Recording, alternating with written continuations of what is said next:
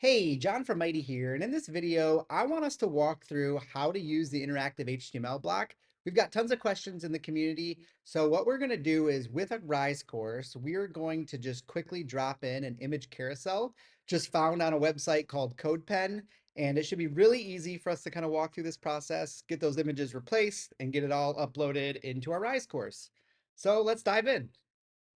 All right, so as we dive back into our course, in this section, I want to add an image carousel, and the only way to do that is with a custom interactive block.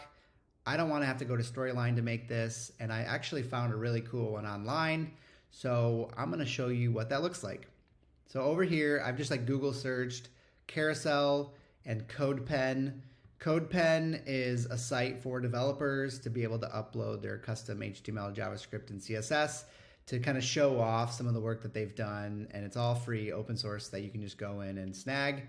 And here is a responsive slideshow CodePen that I found that's really cool. And it's basically what I want. It's responsive and it's got several images, which I can just replace. But this look and feel matches well with kind of the style that I'm going for in my course.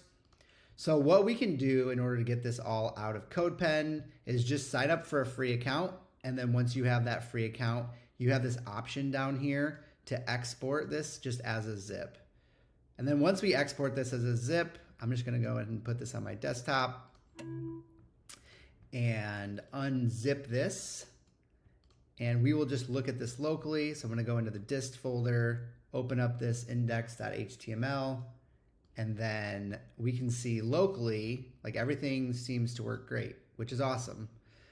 Now again, the way that I've shown you guys how to zip up these for Mighty with the interactive block is just select all the files, so that way the index.html is at the root level. Hit compress. Let's go back over into Rise, and then let's replace this default one. So going back into our dist, this will upload. And as we can see, this works perfectly inside of Rise. This is great. I can remove my border and I've got match to height. I can change my background color. Let's use the theme color. And yeah, this is looking really good. Now, what I want to do still is replace my images. So if I go back into here, what we should be able to do is open up this entire dist folder into like a VS Code. VS Code is just a code editor that you can use. And let's see what this has done. Okay, so what this has done actually is it's using remote images on Static Flickr. And if you do have your images hosted, that's great. What you could do is you could just update these URLs to be those, but I don't. All of my images are local, so what I'm going to do is grab those, get those ready, and then I'll be right back and we'll be able to put those in here. All right, we are back. I found some great images. I think you're going to love these. They are images of cats. So we've got 3 images of cats that we're going to replace our slider with, and I'm going to organize these into an images folder just to stay a little bit organized here. And then I've also just named them image 1, 2, and 3. Down the road, if we want to replace them, we just need to replace the images themselves and not actually update anything with HTML, which would be great. So getting into the HTML itself, as we saw, these images were just remote sources. The great thing here is now with them local, we don't have to worry about having the learner have internet in order to pull these images. They can actually just access these wherever. So let's go ahead and update these sources. So instead, we're going to use the images/image1 and then images/image2. And then the last one, we'll update this to images/image3.